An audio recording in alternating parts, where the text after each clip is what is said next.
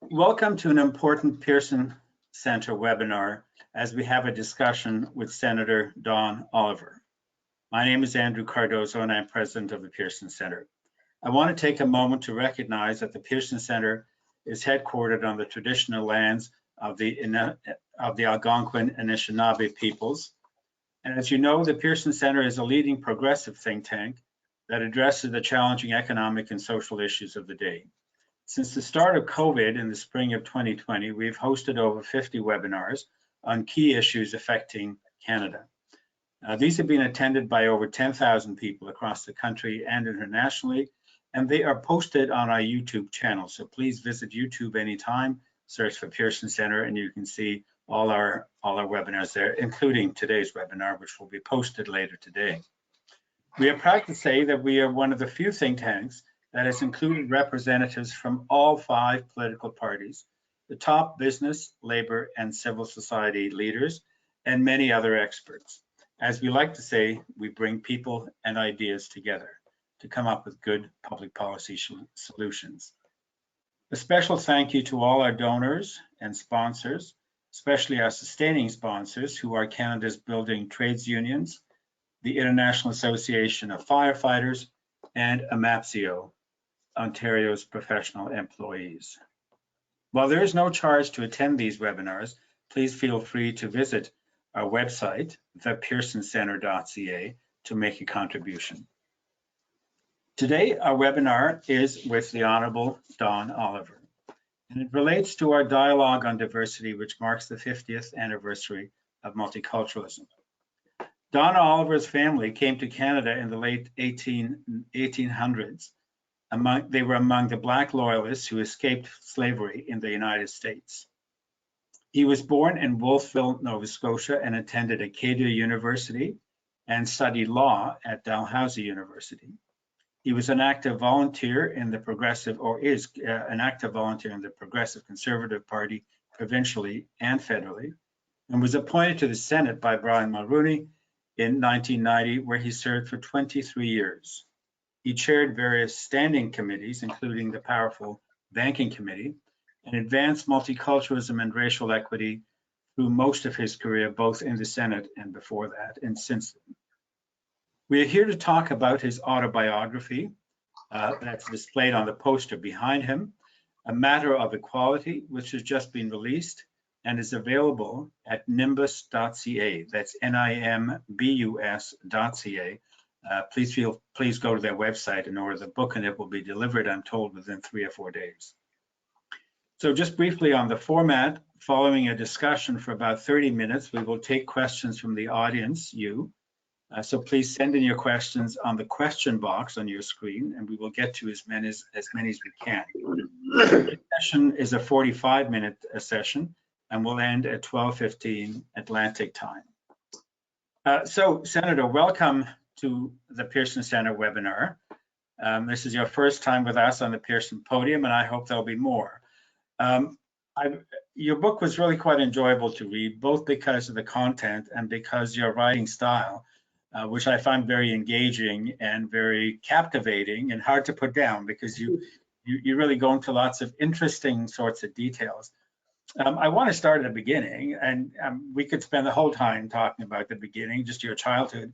I thought that part is really quite interesting and quite exciting. There's so many things I could ask you to talk about, but I'll just ask you to talk about one thing, perhaps your memories of Porsha White, who was your aunt, your mother's sister, the famous contralto, internationally known. Tell us a bit about your interactions or your memories of Porsha White. Well, Porsha came to our home in Wolfville on a number of occasions, and certainly in the 50s and the 60s. And I remember one time, it must have been in the late 50s, she came to the home. And when she came, she was so well known from having sung in the major opera houses in South America and Europe and elsewhere, that people from Wolfville wanted to meet her and see her and shake her hand and say hello. And so my mother and father would have invite people to come to the house where Porsha would put on a little mini recital. My mother was herself a very excellent pianist, and my mother would perform perhaps first a Chopin piece and then accompany Porsha in 2 or 3 pieces for the evening. And we would invite people like the president of the university, the dean of the theology school to come. I remember one time we had some people there, and the children were all sent upstairs. My mother and father said, "Stay up there. We're having company. Don't come down or else." And so Porsha would sing, and my mother played. And I remember one of the things that she sang was "Let Us Break Bread Together." And it's a piece that really moved me. Porsha really began singing as a mezzo-soprano, and when she won a prize and a scholarship, her professor said, "Look, you are really a contralto. Have a lower voice, and you can get a bigger range."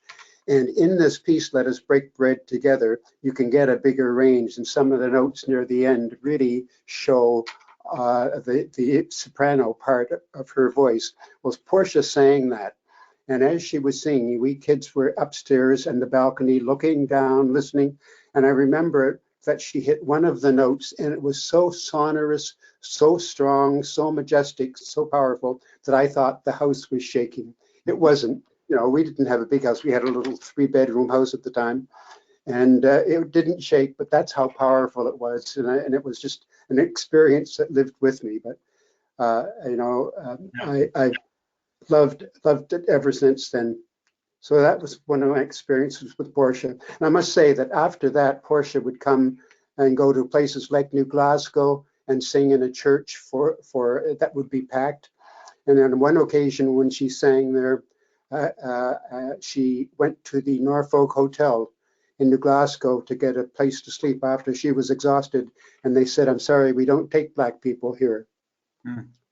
And in 1944, when Porsha did her debut at the Town Hall in New York, that was very, very difficult just to get in and to do it. But there were raving reviews in the New York papers after that debut. So that set her off on her career. It was wonderful.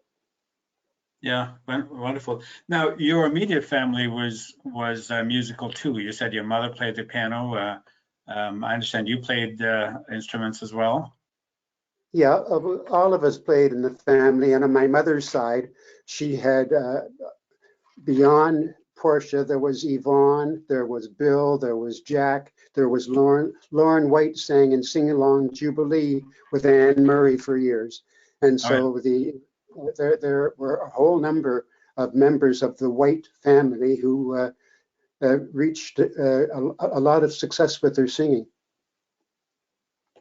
Right, you talked about, was it your mother who said this group of singers who were from the White family, who were all Black, and she thought they should be called the White family? Is that how it went? The White family reunion, yeah. Yeah.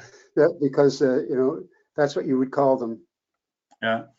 Now, over that, so you mentioned the university. That's Acadia University in Wolfville.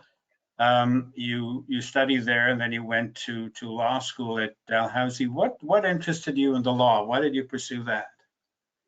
Well, even before I graduated, I'd worked as a reporter in Halifax with the Chronicle Herald, and I had seen what poverty was just in the city and what racism was in the city. Africville was there at the time, yeah. And got worse.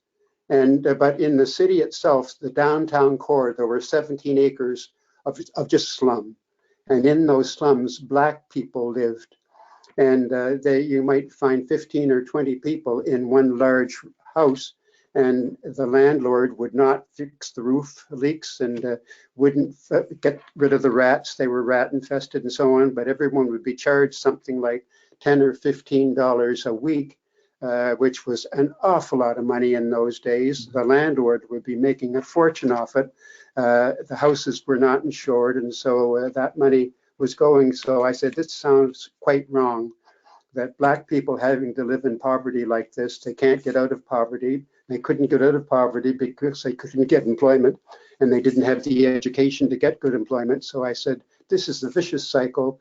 Something's got to be done about it. What can I do? And certainly nothing as a history professor. So maybe the law can help.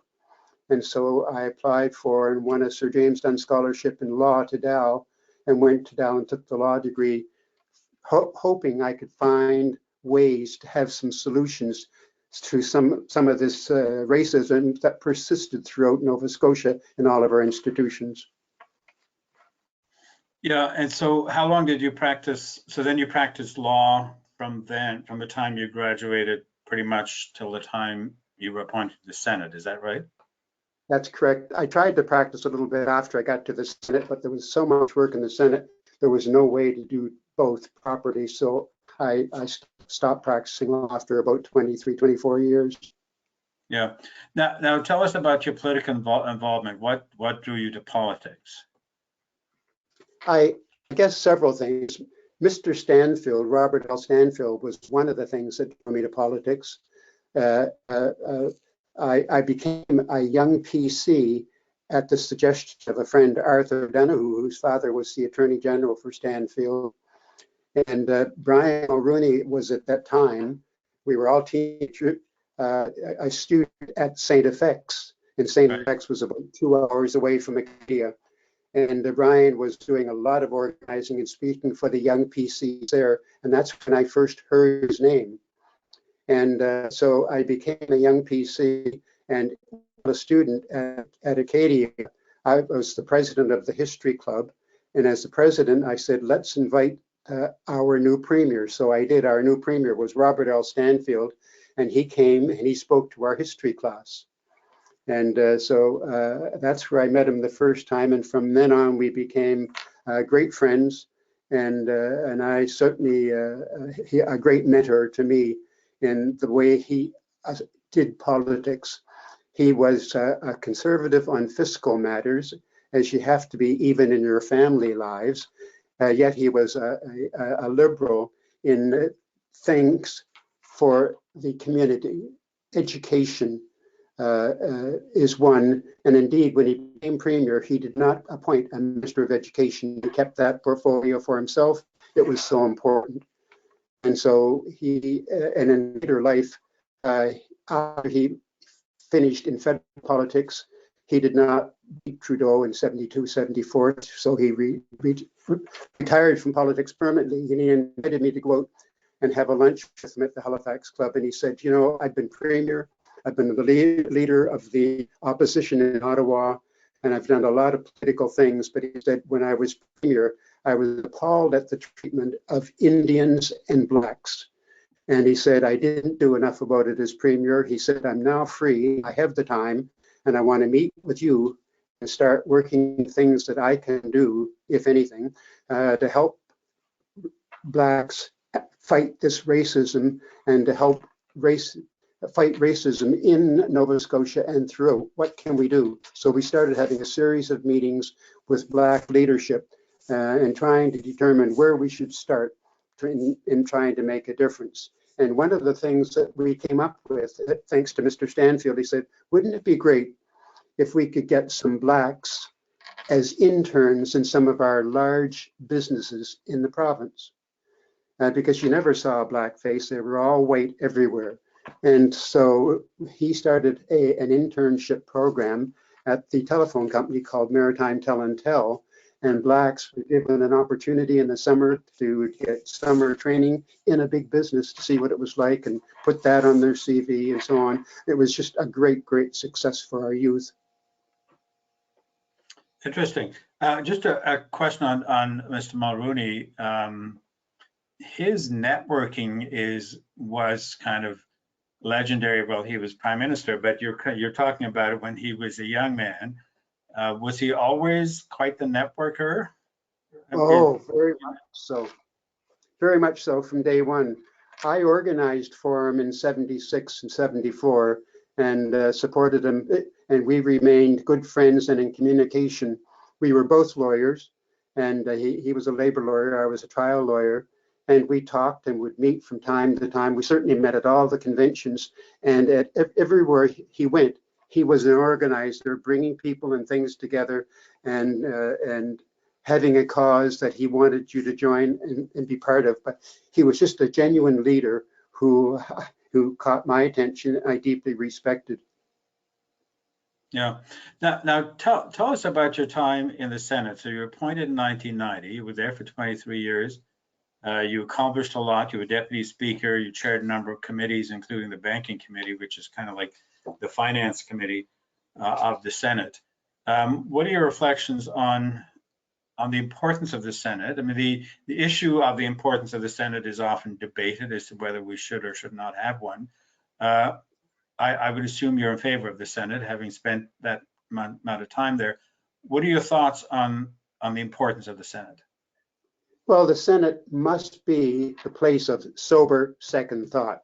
And by sober, they mean don't rush into a decision, read everything, hear everybody, deliberate on it, and then make a decision, because the House of Commons, for political reasons, has jammed something through that might have errors and mistakes.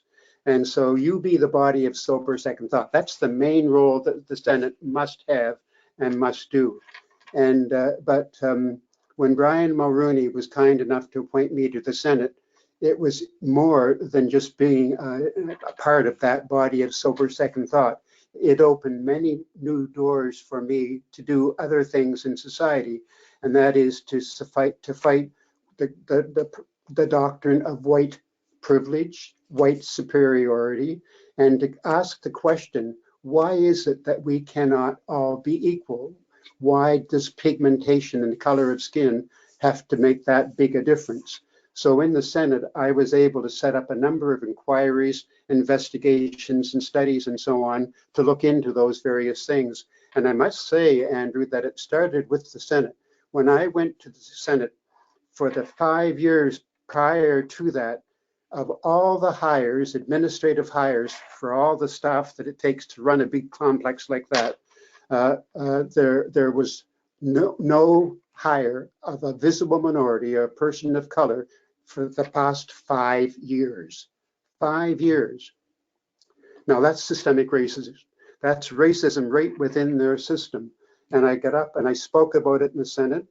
And I then spoke to, you would call them a CEO of a corporation, but the head of the Library of Parliament, the head of the Senate, and the head of the House of Commons, they are called clerks. So I spoke to the clerks and the head librarian and called them together and said, I'd like to see your statistics for appointments of the 4 target groups: women, visible minorities, the disabled, and Aboriginal, and they didn't have them. So I said, I'm going to be speaking about it in the Senate, and I'm going to be sending out notice to Canada on how you are not even complying with government legislation about employment in not having any visible minorities. And so I began to make some change there. And so one of the things that my Senate appointment from Brian Mulroney afforded me to do was to make some changes in some of the racist practices of some of our largest institutions. And I went on from there to go into the corporate sector to try to make changes there. Yeah, now I just want to remind our audience to send in your questions on the question box, and we'll be getting to them in about 10 minutes. So Senator, let me carry on that part of the discussion. And I kind of draw the line from before you were appointed to the Senate, the conversation you mentioned with Robert Stanfield in terms of setting up scholarships for young Black people in Nova Scotia. One of the big things you did in the Senate was focus on a study called the Business Case for Diversity. And what you did was to raise private sector money to have this study done. Can you tell us about why you felt that was necessary and what happened with that and what came out of that study? Well, just very quickly, the reason I had the study is that I was having lunch with a banker in Toronto in one of the tall offices one time. And as I walked to his big corner office, I got there and I said, after we had our normal welcomes, I said, you know, when I walked through the floor, I didn't see any women and I didn't see any people of color in your senior executive ranks. And I said, that really caught my eye. And he said, oh, no, look at the bank. If they were good, they'd be here, because at the bank, we only hire the best. And then I pressed a little farther, and he said, look, if you think that we discriminate here, you're a lawyer, you've been practicing, you know the law. What's your legal proof that we discriminate? What are you really saying to me? And the answer is, I had no proof. There was no data. There was no documentation. There had been no major studies ever done of whether blacks have been excluded in the workplace and so on, and whether racism was a factor. So I said, I've got to do a major study. So I went to what I thought was the most objective place to have the study done at Wisconsin Board of Canada. And they said, we'll do such a study for you. It'll cost you $500,000. I raised the $500,000, gave them the money. We did the study. And their study came up with a number of things that corporations and the public sector can do to help rid itself of white privilege and institutional racism, and to make the place more just, and to make it a place of equality for all. And so that's what the study did. And I must tell you that the study hit the internet, and it was read by people in Denmark and Scandinavia and elsewhere. And they invited me, paid my way to go and give lectures to their senior bureaucrats and business people on the business case for diversity that the report showed. And that, in one sentence, the business case for diversity means if you are a corporation or if you are a bureaucracy and you want to succeed, then you must be diverse, because diversity brings in more innovation, it gives room for more creativity, it gives a lot more profit at the bottom line, and most of all, it retains good talent. People don't go out the revolving door. And and it means that the business case for diversity means accept difference, accept someone who looks, talks, and acts differently from you, particularly if they've got more talent than you. And not only that, but if you took a group of white men only, all in black suits, all who went to the same university and played the same golf club, and you compared a study that they did on a topic to a group of diverse people, the diverse group would come up with the more creative and innovative solution. And the reason for it is that new ideas come from diverse ways of seeing things, and you see things in your diverse group. And in places like Singapore, people there by the age of 18, a number of them can speak 5 languages. And in Malaysia and these other places, and look at those countries, and look at Singapore today, the success it is in the financial markets, because they are diverse, and diversity has been built into their economy. And in Canada, we have that ability to do the same thing. And is it your sense that we're utilizing that diversity sufficiently, especially on the linguistic angle?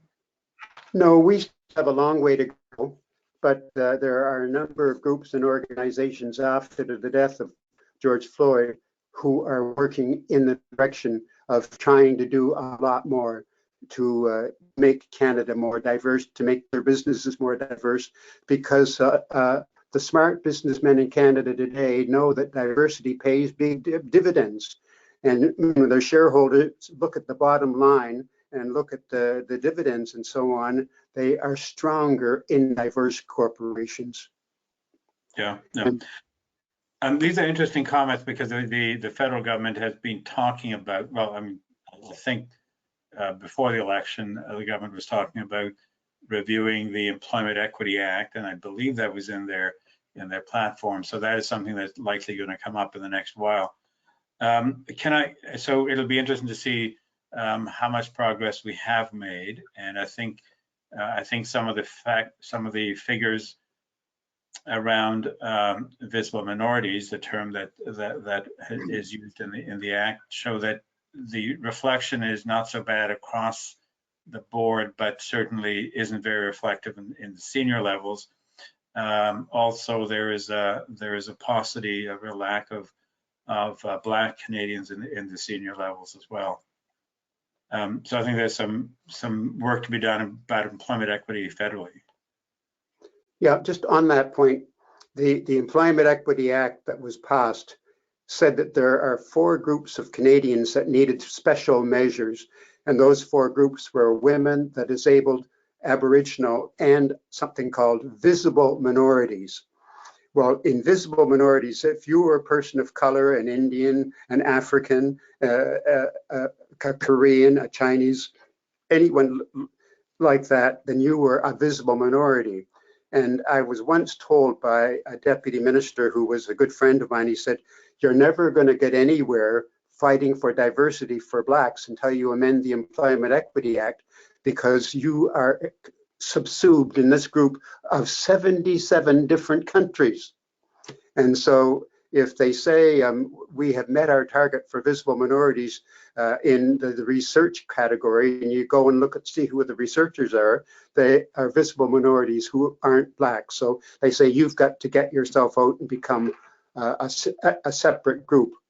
And that's one of the things we're hoping will happen when government reviews the Employment Equity Act. Can I ask you more broadly, what is needed to, I mean, it's a big, long question, so I'm asking you for a very short answer on the issues of counteracting anti-Black racism, counteracting anti-Black racism. There are several things that can be done, and the main thing is to encourage Canadians to accept and understand white privilege. And white privilege is a doctrine, and it means that where there are 2 equal people, one Black and one white, one has all the advantages and all has a one step forward, one jump up over the other, largely because and only because of the color of the skin, that they are white. And because the other person is Black, they don't have an equal opportunity. So it's an understanding of that white privilege that will make the difference in, and that's what I try to talk about in several of the chapters in the book. Yeah. And I try to give some solutions for ways that can be done. Yeah, and they're very helpful. So again, I'd recommend people buy the book, A Matter of Equality, and it's available at nimbus.ca. That's Nimbus starting with an N as a number, but nimbus.ca. I have one more question, then I want to get to the questions coming in from the audience. This year, this fall, this October, marks the 50th anniversary of multiculturalism. What are your reflections on whether things are better today or worse than they were 50 years ago? Well, they're a bit better today than they were 50 years ago, but I had been a strong personal believer in biculturalism, because they had the biculturalism review first, and then multiculturalism.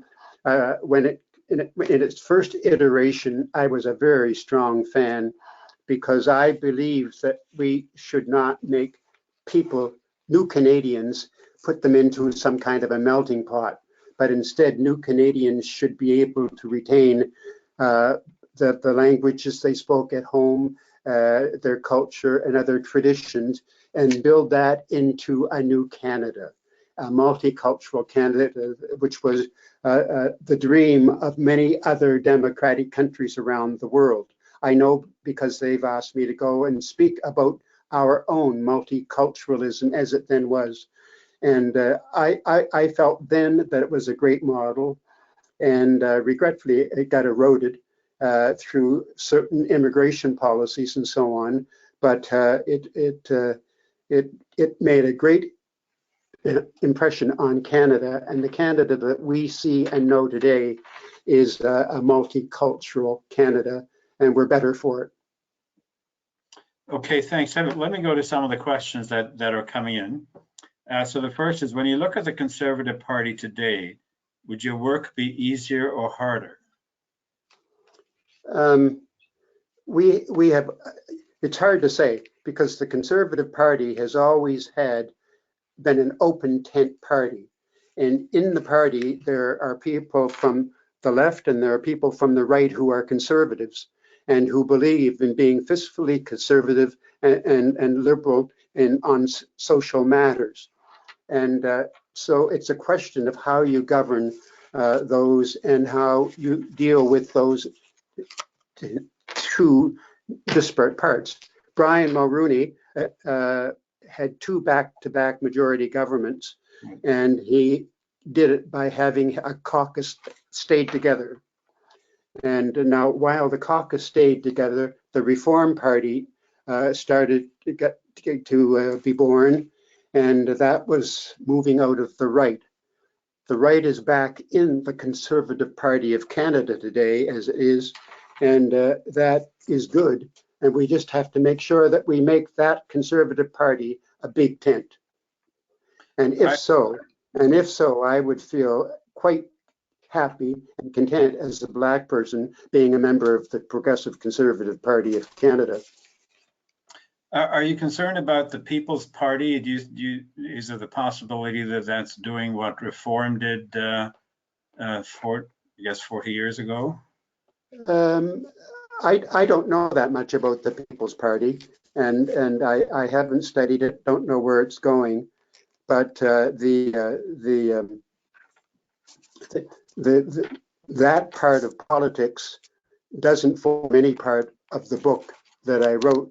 And the book that I wrote really deals with things that can be done to be change agents to make Canada a more equal place and to have equality become a major factor in the way that we run the country and the way we live our lives, and that along with tolerance. But the answer is no. I don't know that much about the People's Party. Okay. Next question. I wonder if you believe that Black Lives Matter has truly become a sustainable turning point on racism. You just said there was so much more to do. What would be your first priority in what sector? I like the work that's being done by the Black North Initiative, the BNI. They have said that their Blacks make up 3.5% of Canada today. And so large corporations in Canada, from our banks down to our oil companies, should be making a policy within their companies that 3.5% of their new hires to the executive branches will be Blacks or people of African descent. And also that 3.5% of the new members of the board of directors will be Black. And that will make a huge difference. And then you have to start open up a pathway for people at the entrance to move their way up into the executive ranks, to make way and to be the next vice president, senior vice president, and president and CEO. That's the way it has to be done. And I like that approach. And it calls on corporations and other community groups to just give the percentage increases that there are in Canada today of Black people, 3.5%. Yeah. And I think it's a wonderful formula. And Black North Initiative is an operation that started over the last year. Am I right? Yes. So they're in the process of engaging with a number of major companies on Bay Street in Toronto and elsewhere. Yeah. Yeah. That's correct.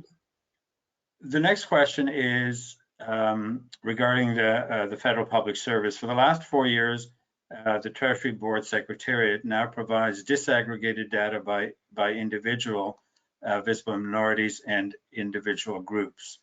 It provides the needed granularity. Do you think this is the way, this is what you were talking about, the need to have more granular, individualized data? This is certainly the beginning of it, yes. Okay. And I used to be the chairman of the Black North Initiative's public relations committee that dealt with the public service. And Wes Hall, who's the chairman of BNI, and I talked to the clerk of the Privy Council and outlined some of these areas where we had to have access. And we had to find a way of getting more Blacks into the senior executive ranks. And that initiative it's still being worked on now as we speak, of ways that the public service of Canada in their upper ranks, the deputy minister rank, can find ways of having Blacks come in as the ADM, assistant deputy minister level, and the DM level. And that will make a huge change once we can get a critical mass of Blacks in senior positions as deputy ministers in the public service. That, along with the data that you've just talked about, that data will help, but we have to be working on the side to have senior visible minorities in senior positions like deputy ministers at the same time in order to make it really work. So when it comes to the public service, do you sense that there is actual resistance to the advancement of Blacks and other minorities, or is it just not being taken seriously? Well, it's back to the white privilege once again. It's built in, and it's to the system. It's part of systemic racism in the system, and that has to be built out, taken out, and until and a good place to start with that is not the bottom but the top, because the deputies have to let it be known that advancement and other things in various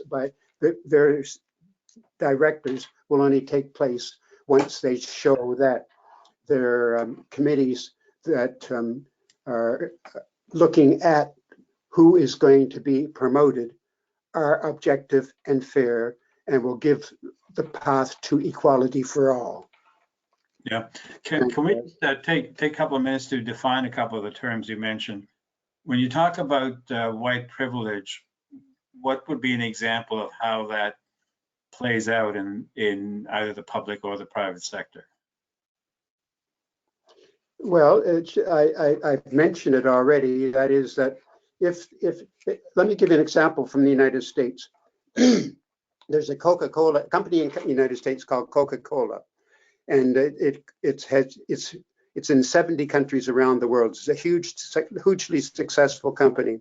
Its home base is Atlanta. In Atlanta, they have several executives, and some executives are white and some are Black. The Blacks found that they were not paid as much as whites with the same education, doing the same job and the same responsibilities and the same managerial skills. And so they were not believed by management, and so they brought a class action suit. And in the class action suit, it came out that Blacks were paid something like 20% less than whites doing the same job. And so as part of the reparations, the settlement of the suit, Blacks received paychecks of $20, $30, $40, $50,000, whatever it was, to bring them up to date for what they should have had if they were treated fairly. And that was all because of white privilege. They felt that the white privilege should get more than Black just because they're white. And so in the public sorry, go ahead. That does not make good economic sense, and the courts didn't believe it, and the lawsuit was successful. It was also successful at Texaco. In Canada today, we have a lawsuit being brought by Black public servants against the Public Service of Canada for the same things. And so I spoke in the Senate on both the Coca-Cola and Texaco case and said, Canadians, beware. We've got the same system here of white privilege and institutional racism. We should act now before the lawsuits begin. Yeah. And those speeches are in Hansard in the Senate, where I tried to draw the attention of corporations to that then. Yeah, good to know. And some of it comes up in your book as well. Is part of it people tending to hire people they not necessarily know, but I just feel I'm more like them? Is that part of what happens? Well, that's very much a part of it. Very much, you hit the nail on the head. It's so much easier to hire someone that looks like you. But on the other hand, once you do hire a black and you find that that black can play tennis, can play golf, can likes movies, reads books, can carry on conversations, and be just as good as the other, then they don't have to look like you. They can be like you and your habits. So if you can get away from pigmentation and skin color and so on, and get into the character of the person, as Martin Luther King Jr. would say, that is what we should be judging people on. Yeah, and one other definition, if I may, systemic racism. You've talked about it. You talked about it in your book quite a bit. Quite a controversy in Canada about it these days. The Premier of Quebec saying there's no such thing as systemic racism in the government of Quebec. How would you explain, or what's your definition of systemic racism?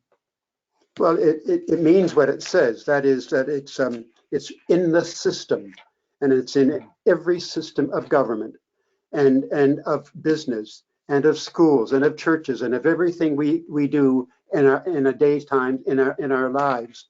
And it's their part. It's a major part of the institution, and it's white superiority, and it's white privilege, and it's white advantage over black advantage, and it's white versus BIPOC, and it's in unemployment, it's in the justice system, it's in social services, it's in education, in employment. Blacks are the last hired, the first fired, and so on. That is what systemic racism is. But and we just have to root it out of all the systems. Yeah. Okay. If I can switch gears as we sort of wind down, come back to the Senate. I'm sure you're observing it closely now. Since you've left, it's become, or the appointments to the Senate have been nonpartisan. What are your thoughts about how the Senate operates today? I think it's operating worse today than it did when I was there. And as I said at the beginning, the Senate has a very, very important constitutional role to play.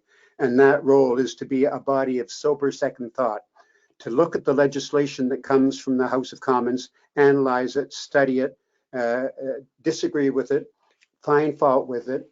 And I know that when I was in the Senate, we found several technical errors in legislation that was rushed through the House of Commons, and we sent it back. And when they realized that they were fundamental errors, they corrected those errors and sent them back to us again. It got first, second, and third reading, and it became law. But we corrected some very evil things in a statute.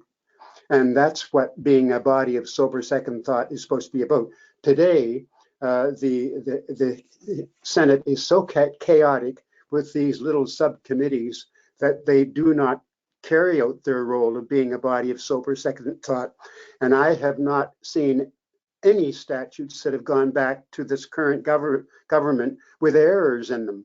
Now, I guarantee that there are errors there, but they just hold their nose and say, let's just pass it because we are independent liberals and we want to support the government. So it's the Senate has failed Canadians